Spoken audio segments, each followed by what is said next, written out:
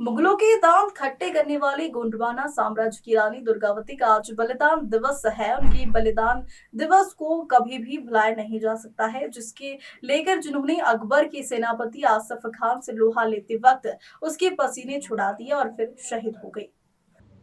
इसके बाद veterinary college ground के लिए प्रस्थान करेंगे, जहां वह वीरांगना रानी दुर्गावती के बलिदान दिवस कार्यक्रम में शामिल होंगे। वेटरनरी कॉलेज ग्राउंड में वीरांगना रानी दुर्गावती के बलिदान दिवस कार्यक्रम में शामिल होने के बाद मुख्यमंत्री डूमना एयरपोर्ट से वायुयान द्वारा भोपाल प्रस्थान करेंगे। इस कार्यक्रम में जनजातीय कार्य मंत्री कुंवर विजय शाह, लोक निर्माण मंत्री राकेश सिंह, पंचायत एवं ग्रामीण विकास मंत्री प्रहलाद पटेल और संस्कृति राज्य मंत्री धर्मेंद्र सिंह लोधी, विधायक सुशील इंदु तिवारी, विधायक अभिलाष पांडे, विधायक अजय विश्नोई, विधायक संतोष बरकड़ी, विधायक नीरज, जबलपुर महापौर जगत बहादुर अनुपस्थित रहे।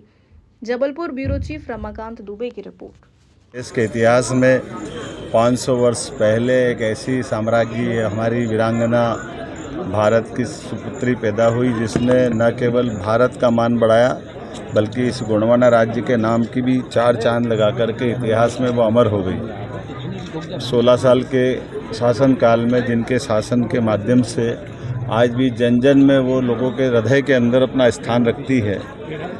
न केवल मैदान में, युद्ध के मैदान में दुश्मनों के दांत कट्ठे करती, बल्कि सुशासन की उत्कृष्ट मिसाल देती है। जिनकी रचनाएं आधार ताल, संग्राम सहताल, ऐसे कई रचनाएं आज भी विश्व के लिए लोगों के खोज का विषय है। पानी के संधारण की, संचालन की और सुव्यवस्थित स्थापन की ये उत्कृष्ट रचना है। मैं ऐसी रानी के बलिदान दिवस पर आ जाकर धन्य हूँ। उनके स्वयं के समाधि स्थल पर, यहाँ उनके बेटे वीर नारायण के समाधि स्थल पर मैंने नमन किया है। यहाँ के बाद जबलपुर में एक अलग से कार्यक्रम भी रखा गया है, जिसमें हम उनके उस राज्य की, उस शासनकाल की व्यवस्थाओं का स्मरण करेंगे।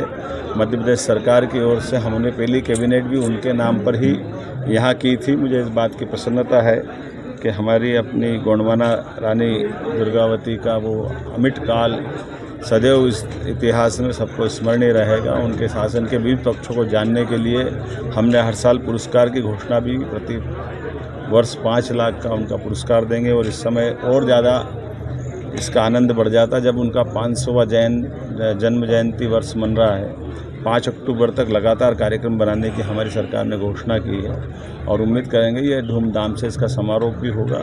लेकिन आज पुण्य स्मरण उनका बलिदान दिवस पर करते हुए मेरे साथ मंत्री माननीय राकेश सिंह जी, माननीय मंत्री विजय शाह जी, यहाँ के विधायक इंदु तिवारी जी, जिला अध्यक्ष, यहाँ के बरगी के विधायक जी, सारे मित्रों के साथ आज समूचा सभ्रांत मंडल हमारा इस पूरे कार्यक्रम में शामिल हुआ है। बड़ी संख्या में हमारे स्थानीय नागरिकगण भी शामिल हुए हैं और उम्मीद करेंगे ये तीर्थ को पूरे देश और दुनिया के सामने लेकर आए, इसमें सरकार काम करेगी।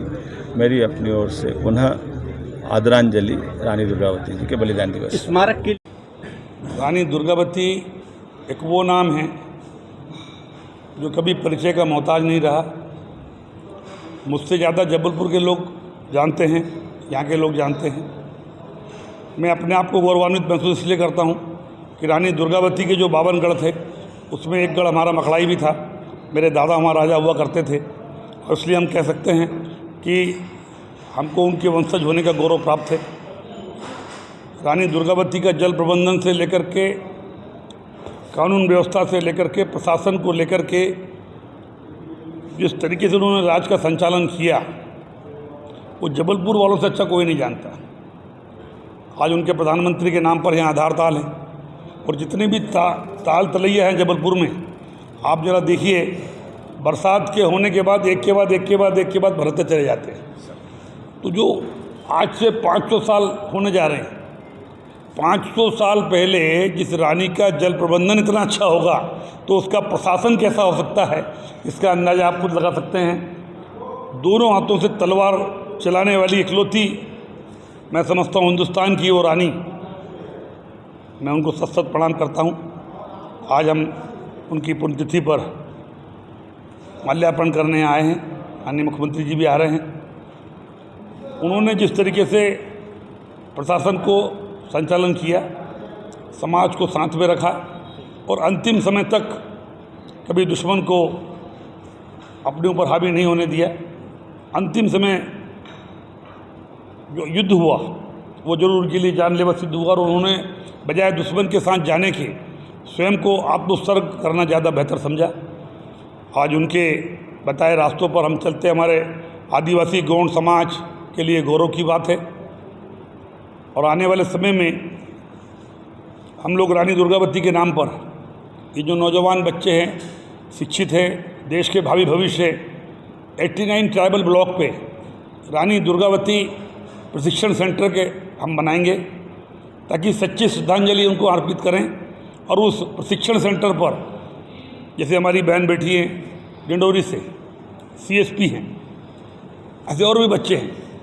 ये तो जबलपुर आके पढ़ लिए, लेकिन ट्राइबल 89 ब्लॉक में रह कर के PSC की परीक्षा, दूसरे एग्ज़ाम की परीक्षा, IAS की परीक्षा, हमारे देश के होनहार बच्चों को सुविधा मिले। और इसलिए 1 साल के अंदर रानी दुर्गावती प्रशिक्षण सेंटर हम ऑनलाइन भी करेंगे, ऑफलाइन भी करेंगे। और वो हमारा टारगेट है कि हम कैसे आने वाले भविष्य की पीढ़ी को, हम समाज को उनके रोजगार से जोड़ें, उनकी शिक्षा से जोड़ें। ये हमारा बड़ा काम होगा।